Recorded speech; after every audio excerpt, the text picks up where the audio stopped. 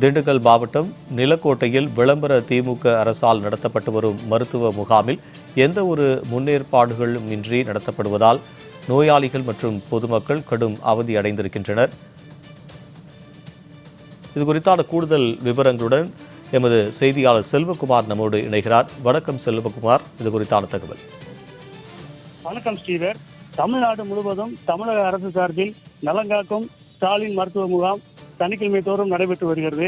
இந்த முகாமில் கர்ப்பிணி பெண்களுக்கு பரிசோதனை, ரத்த பரிசோதனை, கண் பார்வை சிகிச்சை மற்றும் பொதுநல மருத்துவம் உள்ளிட்ட பல்வேறு நோய்கள் கண்டறியப்பட்டு அவற்றுக்கு சிகிச்சை அளிக்கப்பட்டு வருகிறது.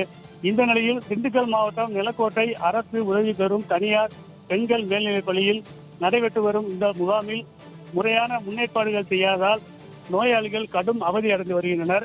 குறிப்பாக இந்த முகாம் குறித்து நிலக்கோட்டை மற்றும் சுற்றியுள்ள 50க்கும் மேற்பட்ட கிராம பகுதிகளில் முன்னறிவிப்புகள் செய்யப்படாததால் முகாம் குறித்து பொதுமக்களுக்கு எந்த ஒரு தகவலும் தெரியப்படுத்தவில்லை என கூறப்படுகிறது. மேலும் பொதுமக்கள் முகாமுக்கு வராததால் அங்குள்ள மருத்துவர்கள், மருத்துவ அலுவலர்கள் நோயாளிகளுக்காக காத்திருக்கின்றனர். வருகை வரும் நோயாளிகளுக்கு குடிநீர் நீர் ஏற்பாடுகள் மற்றும் நடந்து செல்ல முடியாத நோயாளிகளுக்கு வீல் சேர் உள்ளிட்ட வசதிகள் இல்லாததால் சிகிச்சைக்கு வரும் நோயாளிகள் நடக்க முடியாத நிலையில் அவர்களை நாட்காலில் தூக்கி வரும் பரிதாப நிலை ஏற்பட்டுள்ளது. இந்த முகாமை நடத்தும் மருத்துவத்துறையினர் சிறப்பான திட்டமான இதை வெறும் பேரளவில் கண் துடைப்பாக நடத்தப்பட்டு வருவதாக புகார் எழுந்துள்ளது.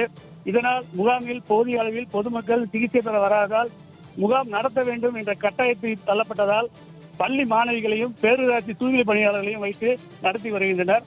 நிலக்கோட்டையில் நடைபெற்று வரும் இந்த முகாம் பொதுமக்களிடையே பெரும் சர்ச்சையை ஏற்படுத்தி வருகிறது. ஸ்ரீதர், தகவலுக்கு நன்றி செல்வகுமார்.